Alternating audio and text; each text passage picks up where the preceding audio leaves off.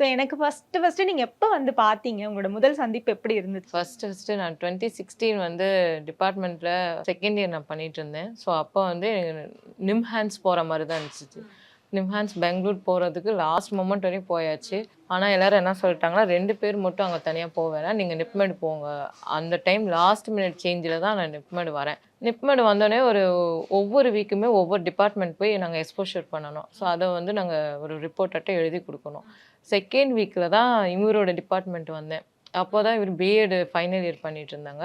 So அப்போ meet பண்ணும்போது நீங்கள் ஒருத்தரை பார்ப்பீங்க, அவரோட கம்யூனிகேஷன் எப்படி இருக்குது பாருங்க அப்படின்னாங்க.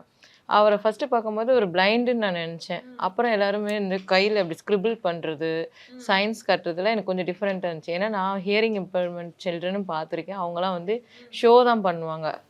ஓகே. ஸோ இது எனக்கு இவர் கையை பிடிச்சி அந்த சைனை தொட்டு பார்க்கும்போது எனக்கு கொஞ்சம் டிஃப்ரெண்ட்டாக இருந்தது.